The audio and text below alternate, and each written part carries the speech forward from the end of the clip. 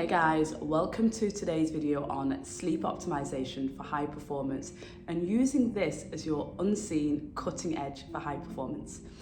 So if you're new to my channel, hello, my name is Elika. I'm an energy optimization coach and a trusted advisor for purpose-driven leaders who want to have way more energy because you understand that that's what you're going to need to create a big impact in this world. And as we go to talking about sleep today, I want to share with you that sleep is the difference between high performers and people that are just getting by.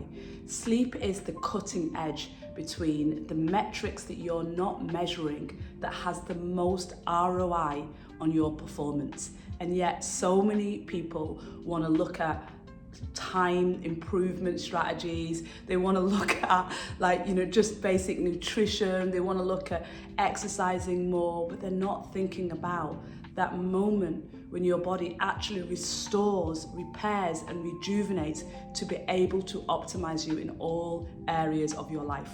Physically, emotionally, mentally, spiritual rejuvenation. So let's go into that. One of the reasons why sleep is going to be the cutting edge to you is that let's just go through what it looks like when you're having bad sleep. So poor sleep affects the prefrontal cortex of the brain, the thinking part of the brain. So imagine as a leader trying to make the best decisions that you can make, because what differentiates a leader and an employee, what I would say a sheep and a farmer, right? Someone that literally goes out there and creates their own reality as opposed to following a script, is the difference between someone that can make a decision that someone can't. So if you have leverage to optimize the standard of the decisions that you can make, that's something you want to pay close attention to. And that's what sleep does to the thinking part of the brain. Poor sleep reduces your ability to think well. Poor sleep also affects the amygdala, your fear, your primal part of your brain that is a survival instinct to keep you alive.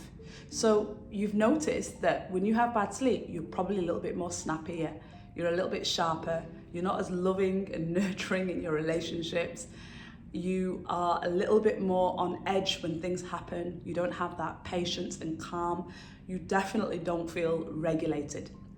And then that affects this emotional part of our brain that has a story running. So when we haven't slept, we don't make good decisions because the stories that we're running on things that are happening to us and things that we're experiencing is not actually the truth.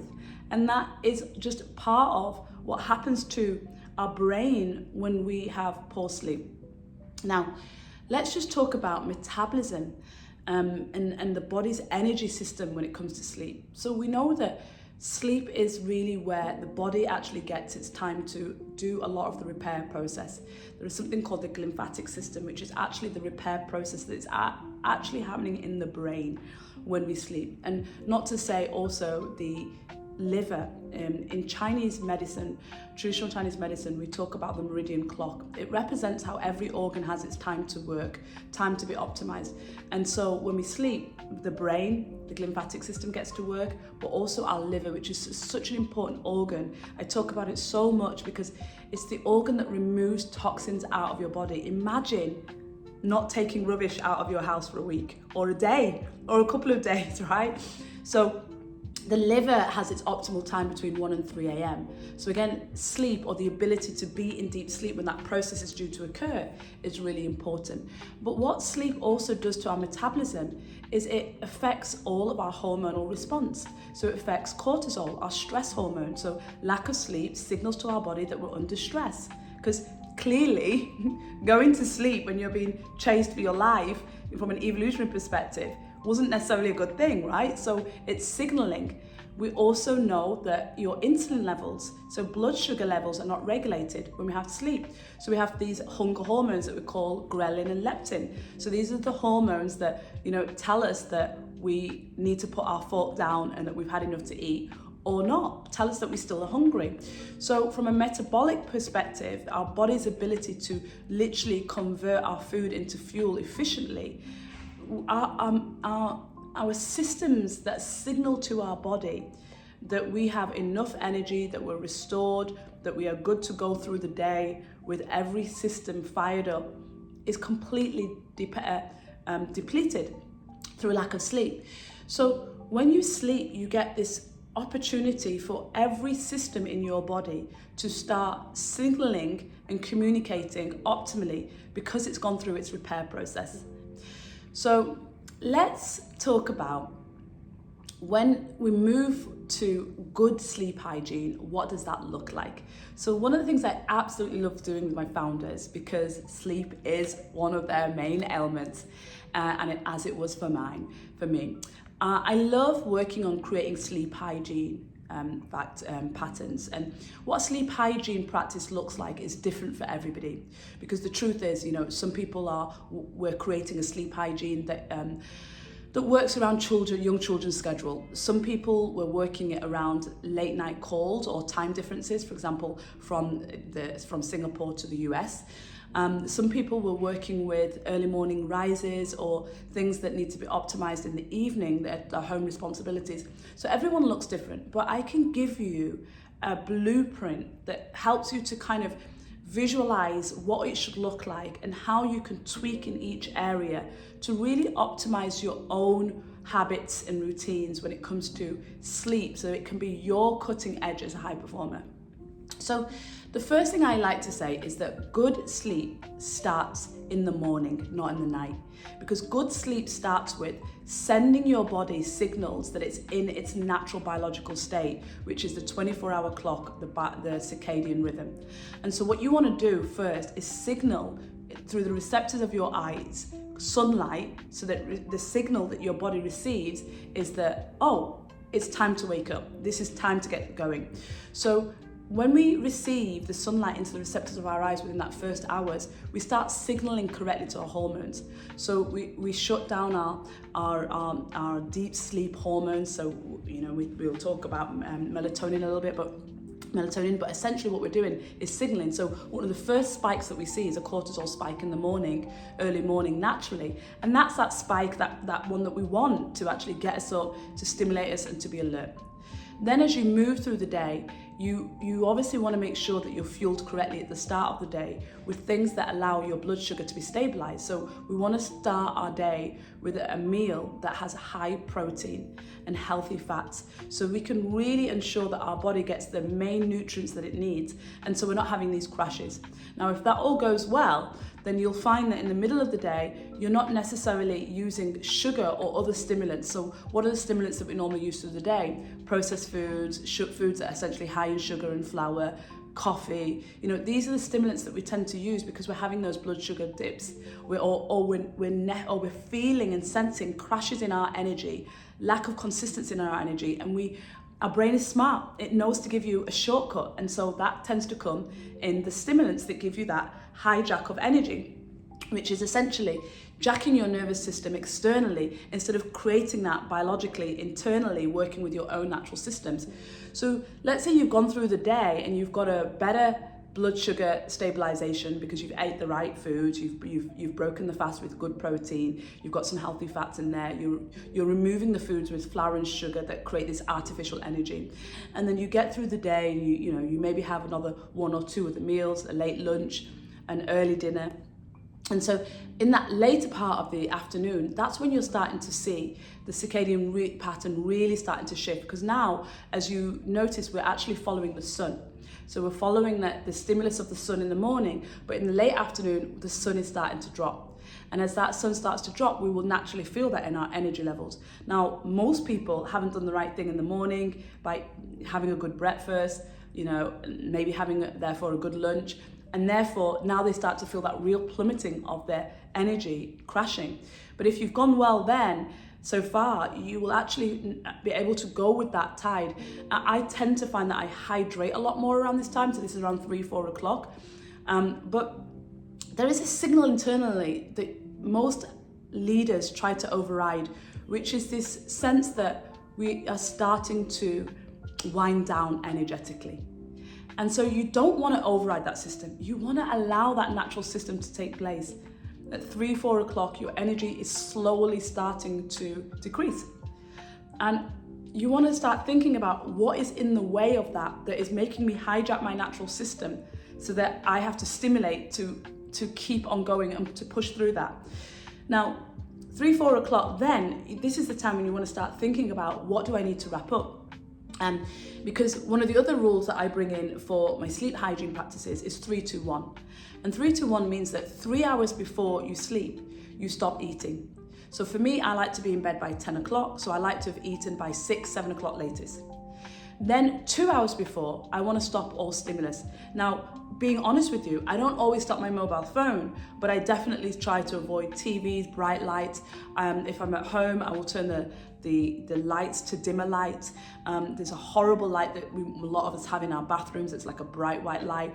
Now, obviously, when we're outside, we do what we can do when we can do, you know? So, you know, like I live in Dubai right now, and the lights here, you know, it's city lights. When you're out in the evening, or if I was in somewhere like Dubai Mall, like the stimulus is for real. It is high alert. But as I always say, 80-20. You know, it's what we do majority of the time. It's the practices that we install, the habits that we create that allow us to just go to that set point as our natural state. And so for me, when I'm at home, my natural state is in the evening is to dim light. My natural state in the evening is to not be thinking about, you know, watching TV late at night, watching YouTube videos, or keeping myself awake with the stimulus. It's actually about, how do I wind down? How do I move from TV to book? How do I move from watching to listening? You know, these are the sort of things that I naturally gravitate to, and therefore I do those activities earlier in the day, knowing that. So 2 hours before, we're trying to reduce all of the white and the blue lights. That's the TVs, the laptops, the mobile phones, the lights around your homes that are not red or candlelight, or you know, I love the pink Himalayan salt lamps. We're removing all of those where possible. 1 hour before, we want to avoid drinking, because what most people do is they take a glass of water to bed with them, and they drink before they go to bed, or they drink a lot, hydrate before. You want to have it so that your water consumption is more, you know, tipped towards the beginning and the middle of the day, so that you're not needing to hydrate before you sleep. Because when you hydrate just before you go to sleep, you're increasing the chances of you getting up in the middle of the night to go to the toilet. So 3-2-1 works like 3 hours before I sleep, I've eaten. 2 hours before, I'm, you know, turning off all the bright lights. 1 hour before, I'm no longer drinking. So that 3-2-1 practice helps me to really consider what I need to be preparing in that late afternoon.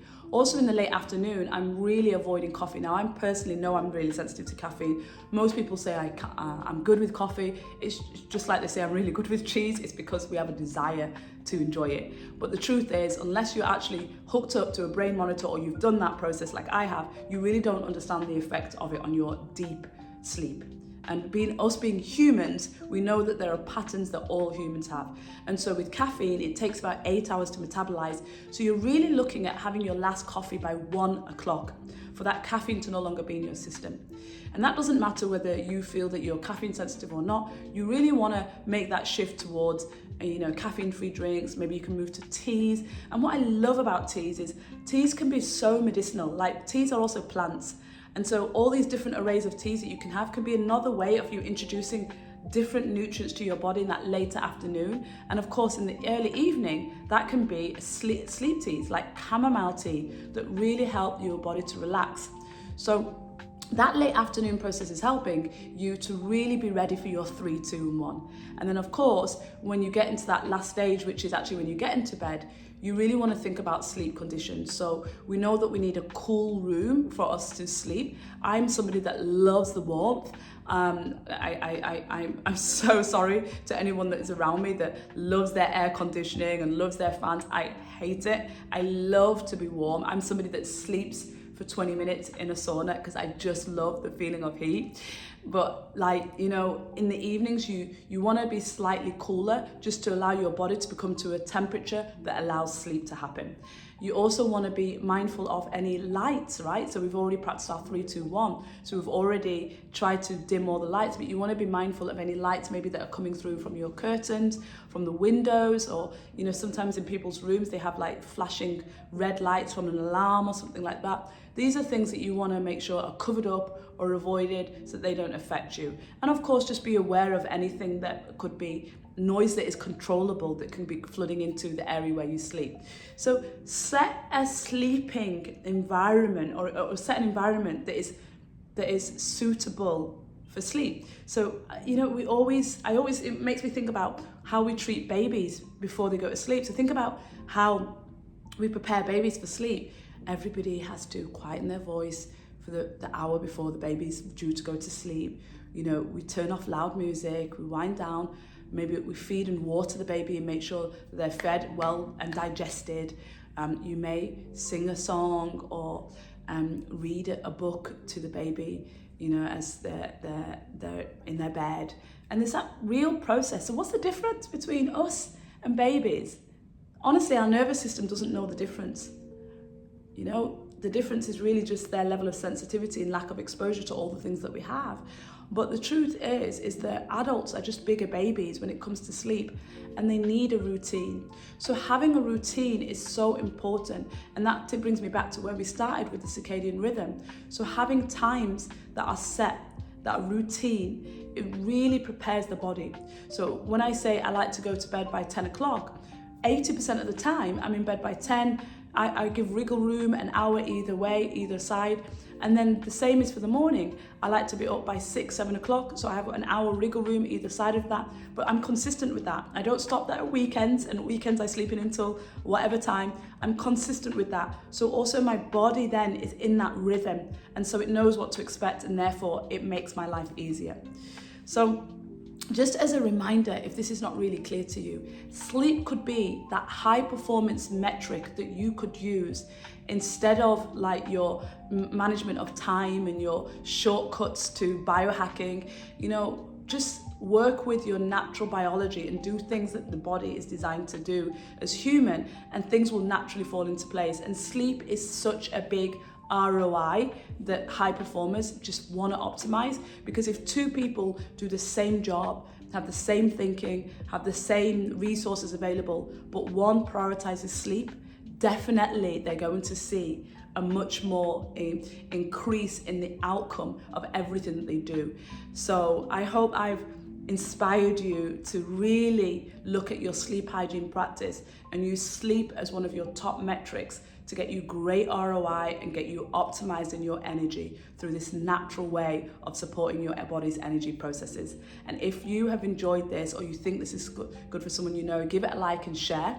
And if you would like to stay on top of all the habits, lifestyle hacks that I share, you know, what are you waiting for? Subscribe. This is where I put them all. But I do always say that I'm my most vulnerable and my most real on my newsletter, because that's where I can share with you how I audit my own life through the lens of energy and how I do that for others. I can share with you what that looks like for me in the present moment and what I'm actually experiencing in managing my life through the lens of energy optimization. I myself am a high performer with 2 burnouts. So this for me is a way of living now that's deeply integrated, and I love sharing that with you in my newsletter. So you'll see details of how to subscribe to that in the comments box below. I've loved sharing this. If you have any comments on this, please leave it in the comments box below. And if not, I will see you on the next one. Take care.